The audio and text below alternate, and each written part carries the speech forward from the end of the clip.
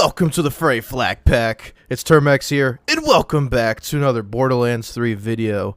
And in today's video, I want to talk more about the Schluter relic, and a little bit of the reason why I was kind of wrong. Before I get into this, if you haven't seen my previous video on this relic, it's on my channel. I'll put a link right now on the screen, and it's in the description.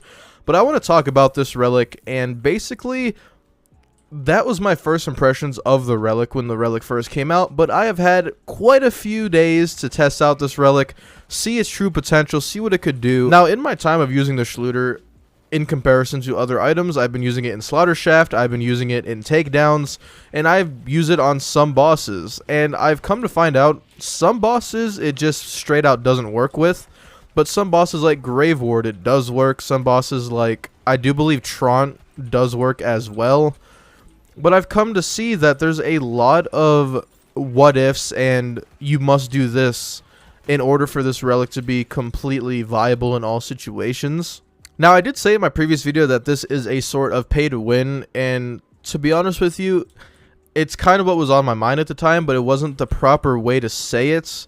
What I meant to say, it's very paywall-y.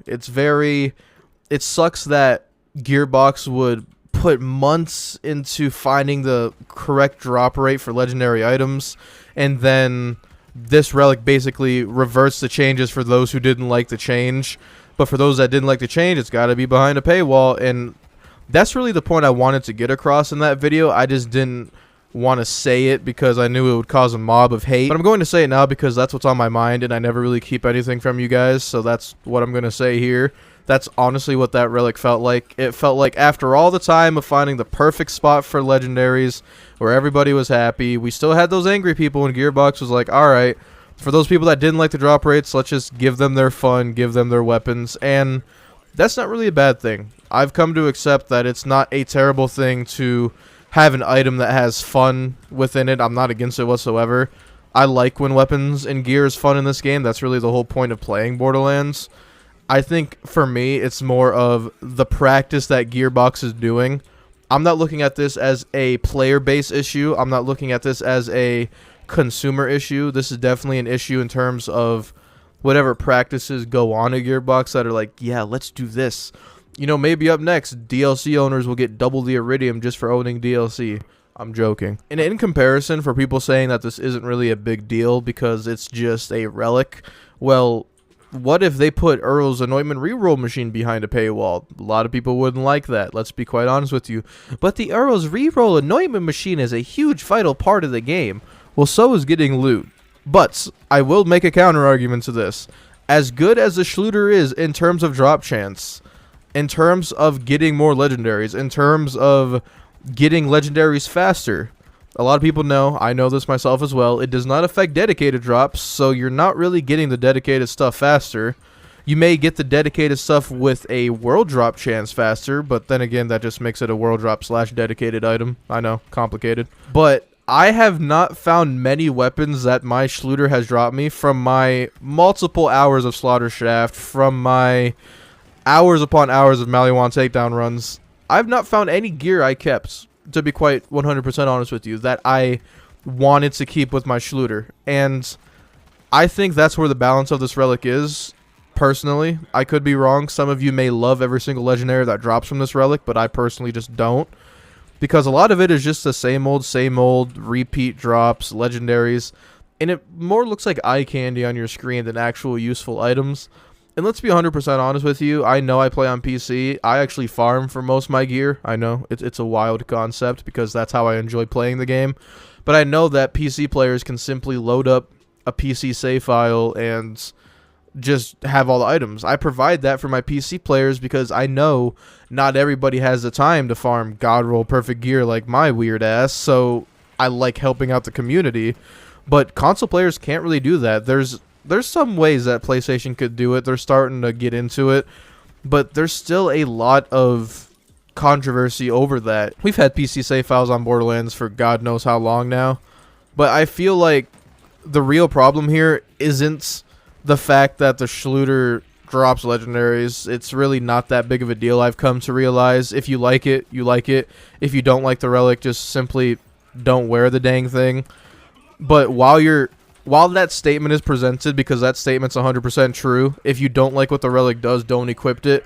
Just like if you don't like Mayhem 10 modifiers, don't play on Mayhem 10. But that's a great comparison, because just because I don't want to play Mayhem 10 because of how terrible it is, that doesn't excuse the fact Mayhem 10 is still in the game. It's like there's a problem here. We can't just ignore a problem. And I think a lot of people were very silent when it came to Mayhem 2.0 for a while. It took a month or two for people to realize, like, okay, we should probably talk about this. And then eventually Mayhem 11 came out to where there was no modifiers, because those Mayhem modifiers when they first came out were just absolutely horrendous, and I hated them. Especially the bullet reflected modifiers, so ooh, don't even get me started. But like I said, while we're on the same topic of don't use it if you don't like it, we still have to remember, in my personal opinion, I know there's going to be a lot of people that love Gearbox. They probably don't agree with me. It just seems scummy. I said that, yes. It feels scummy that we would put all this effort into world drop rates, have all these freaking testings, all these events to basically test what a drop rate system would look like, and then down the line towards the end of the game's life cycle, you're like, okay, all that work was just for nothing. Let's give the players the reverted drop rates if they want to. And it sucks. In all honesty, it doesn't suck that it's in the game. I want to refrain this argument from the Schluter itself, and I'm looking more towards what the hell Gearbox is thinking, alright? So if you're on this video, you're scrolling down to the comments praising the Schluter, I know. The Schluter isn't bad, it ain't great. It's not really a problem in the game, in my opinion. It's not really a freaking problem. My problem is the practices Gearbox are doing here. And I made a whole video on power creep. You could check that out after this video. It would be awesome. And I go more in depth about things like the revolter. I don't want to repeat myself in this video and get all into that. Alright, so before I end this video, I do want to crunch down some numbers. I am going to be telling you how many legendaries I got from a full round of Slaughter Shaft with the relic and without the relic. And I'm going to tell you how many of those legendaries I actually kept.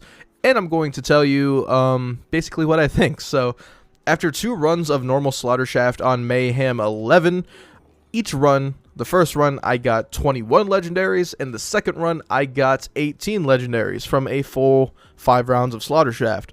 With the Schluter relic equipped and the events that's going on right now, I don't know if it affects these drop rates, but I got 63 my first run, and I got 54 my second run, which isn't bad. We're almost looking at a 400% increase in drop rates, and through all of that, my first 2 rounds of Slaughter Shaft, I kept a single weapon, which was I believe it was a Hellwalker. Yes, it was a URAD Hellwalker. I kept that. And my second time around, I only kept 3 weapons. 3 weapons. Out of all the extra weapons I got, I only kept 2 extra weapons, and I'm not even using them. They're just sitting in my vault chilling. So, it's one of those things, man, where it doesn't really affect me as much as I thought it would. It's after testing, after seeing what the relic can truly do, I don't feel the same about the relic. I feel like if you like it, you like it. You don't, you don't. But like I said before, this isn't about the relic for me. This is more about the practices at Gearbox, because I know a lot of people are hating on the revolter right now. And honestly, it's oversaturated. I've realized with a lot of content, even I'm guilty of this with some of my builds. Like, sometimes I'll post 2 builds in a row with a revolter, and I feel bad, right? Because I don't know what else to use. Like, I could use something else that does less damage, but it's unique, but I'm always going to get the comments saying, well, why don't you just use a revolter? This build's trash. You could do so much more damage if you use a revolter. But, you know, you could only get so many of those comments. Then when you use a revolter, everyone's like, oh wow, what a surprise, another revolter build. And then they complain about power creep, and I don't understand. The Borderlands community is very 50-50, I think. I've never really seen the only thing I've seen everyone sway to one side for, even though the Gearbox statistics or whatever proved against it, is DLC characters. I don't think I've ever seen a comment in my comments or a person on Twitter say we should never have DLC characters in Borderlands. Nobody is ever against that, and it still baffles me that they never did add it, but you know, I'm not going to get into that. But yeah, guys, I just wanted to clear some things up in the waters. That's basically how I feel about this relic. That first video that I posted was basically first hour impressions. Not first hour because they reverted it, so it was like first 8-9 hours. And I just tried it on the spot and gave you guys my honest opinion about it. I used the wrong wording, as pay to win. I should have said paywall because that's more of what it is. It's a paywall at the end of the day. You can't really argue that. Also, the build in the background is a pistol build for flak that I am currently working on. So if you guys want to see that, make sure you stick around and subscribe to the channel. I will be posting this in a few days after this video gets posted.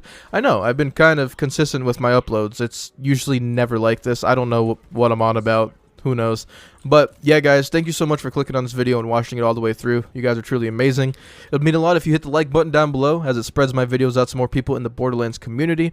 If you hate me, the comment section is down below. You could vent out all your anger. I'm here for you. Trust me. We could work this out. Make sure you guys subscribe to the Flak Pack if you are new, and hit that bell so you never miss out on another video from me. And make sure you join that Flak Pack Discord. Link is in the description below. And you guys have a terrific day. Make sure you check out those other 2 videos after this. I love you, and I'll see you guys later.